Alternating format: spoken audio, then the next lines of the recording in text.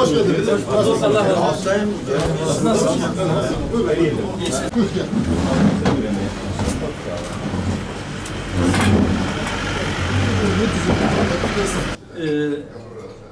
Biz bu değişikliği destekleyeceğimizi, referandumda evet oyu kullanacağımızı, tavanımızı da evet oyu kullanmaya davet ettiğimizi belirtmiştik.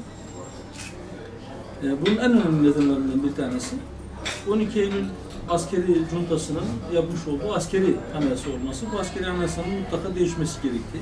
Eğer tümden değişmiyorsa kısmen değişmesinin de olumlu yönde bir adım olduğu ve bu nedenle desteklenmesi gerektiği yönündeydi. Zira malumunuzdur, çok uzunca süre halkın seçtiği kişiler meclise gitmelerine rağmen şu 411 kaosa kalktı manşetini hepiniz hatırlarsınız. Muktedir olmayan iktidarlı dönemi bu memleket yaşadı. 15 yıllık bir tek parti iktidarı var memlekette ama buna rağmen yapmayı düşündüğü bazı şeyleri yapamadığını da yine hepiniz biliyorsunuz. 10 yıllardır halka yabancı bir sistem, hatta kanunlar pek çoğu ithal, dışarıdan getirilmiş, tercüme edilmiş kanunlar. Anayasamız da bunlardan bir tanesiydi. Bu memlekete, bu millete uymayan bir anayasaydı. İnşallah bu gömleği 16 Nisan'da bu millet değiştirmiş olacak.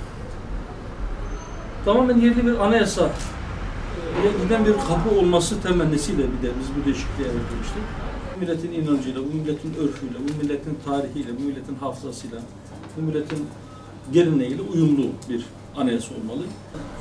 Yapmış olduğumuz uyarılardan bir tanesi kamplaşma uyarısıydı. Halkta bir sükunet var. 5 gün sonra, 6 gün sonra milletimiz sandığın başına gidecek, kendi tercih doğrultusunda kararını verecek ama siyasetin tepesinde maalesef bu konuda evet ve hayır konusunda kutuplaştırmaya yönelik bazı çabalar var. Bunu yanlış bulduğumuzu bir kez daha ben huzurlarınızda ifade etmek istiyorum. Ve ben şunu söylüyorum. 16 Nisan günü sandıktan evet de çıkarsa, hayır da çıkarsa 17 Nisan günü biz bu memlekette yine beraber yaşamaya devam edeceğiz. Hiçbir şekilde sonuç ne olarak çıkarsa çıksın, öbür türlü olsun isteyenler için dünyanın sonu olmayacak. Bunu herkesin bilmesi gerekiyor. Özellikle de siyaset erbabının buna dikkat etmesi gerekiyor. Halka rağmen bir şey yapılamayacağını biraz önce söyledim.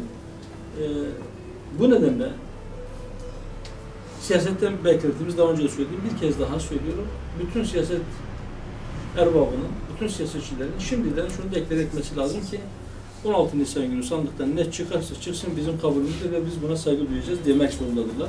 Suriye'deki karışıklıklar keşke ne Amerika'nın ne Rusya'nın ne de başka bir emperyalistin, herhangi bir emperyalistin oraya müdahalesine fırsat vermeden ümmet kendi içerisinde bunu çözebilseydi. Maalesef ümmet geç kaldı. Yara derinleşti. Çok fazla kan aktı. Ve bu savaşın kazananı sadece emperyalistler ve silah tüccarları oldu. Dünyanın dört bir tarafında, özellikle İslam coğrafyasında dört bir tarafta akan Müslüman kanıdır. Bu kanı akıtanlar emperyalistlerdir veya onların kuyruğuna takılmış bazı bölge ülkeleridir. Ama biz maalesef şunu tartışıyoruz. Orada kanı akan Müslümanlar, orada ölen insanlar kimyasal silahlarla mı öldü, yok konvansiyonel silahlarla mı öldürüldü, yok şu saldırı şu üstten mi yapıldı, bu üstten mi yapıldı, şu çeşit silah mı kullanıldı, yok uçaklar işte MiG miydi, Su-22 miydi ya da F-16 mıydı, her neyse. Yani Amerika bir okulu veya bir camiyi bombaladığında bu normal bir şey mi? Sadece işte rejimin askerleri veya rejimin uçakları ya da Rus uçakları öldürdüğünde mi kötü? Hayır. Kim öldürürse öldürsün.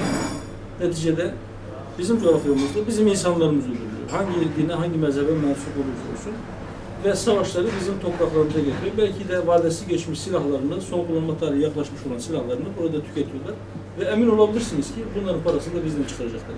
İnancımız gereği birbirimizin kardeşleri olduğumuzu hatırımızdan çıkarmazsa, birbirimize kardeş nazarıyla bakarsa, kendi aramızdaki meselelere bizi sömürmeye kalkan, daha büyük katliamlar yapmak için bölgeye gelen emperyalistleri kurtarıcı olarak görmezsek, birbirimize merhamet, rahmet nazarıyla bakmayı becerebilirsek, ben öyle inanıyorum ki bütün bu yaşanmışlıklara rağmen, bütün bu olan bitenlere rağmen, biz kısa süre içerisinde yaralarımızı sarabiliriz.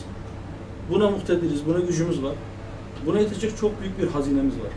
Çünkü Allah bizi kardeş kılmış, kardeş ilan etmiş ama biz o kardeşliğimizi unutmuşuz. Malumunuz Sayın Cumhurbaşkanı 16 Nisan referandumundan sonra bir sürpriz olabilir. Bir referandum daha yapabiliriz demişti. Malumunuz bazı Avrupa ülkeleri referandum yapma suretiyle Avrupa Birliği'nden ayrılma kararı aldılar. İngiltere mesela. Diğer bazı ülkeler de bunun hazırlığını yapıyorlar. Buna işaretle Sayın Cumhurbaşkanı demişti. İşte Brexit'ten sonra Trexit'te olabilir mi? Yani TR'nin çıkışı, Avrupa Birliği kapısında beklemekten vazgeçmesi. Bize göre Avrupa Birliği çatırdıyor, çöküyor ve çökecek. Çünkü onun insanlığa verebileceği herhangi bir şey kalmamıştır. Herhangi bir değeri kalmamıştır. Aksine bütün değerleri tüketti. İnsan hakları dedi, bu değeri tüketti. Özgürlük dedi, tüketti. Hürriyet dedi, sadece hayvanın hürriyetleri belli bir yerde tanıdı. Ama neticede gelinen noktada işte camileri kapatıyor. Orada farklı dilleri konuşan insanları, farklı inançlara mensup olan insanları veya farklı ülkelerin pasaportunu taşıyan insanları düşman gözüyle görüyor ve onları bir şekilde Avrupa'dan uzaklaştırmaya çalışıyor. Yüceltmeye çalıştığı değerleri kendisi tüketmeye başlayınca zaten aile kurumu da iyice çökmüş olan Avrupa'nın daha yapılması mümkün değil.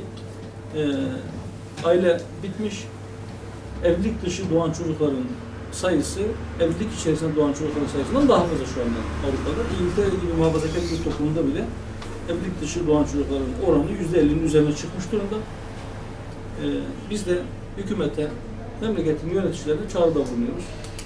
Nasıl ki siz sanayicinizi korumaya çalışıyorsanız, bunun için bazı adımlar atıyorsanız, nasıl ki esnafınızın korunması için bazı tedbirler alıyorsanız, ailenin korunması için de çok acil, çok ciddi tedbirler almak zorundasınız. Bunlardan bir tanesi, belki en önemlisi Avrupa Birliği serüveninden vazgeçmektir. Çünkü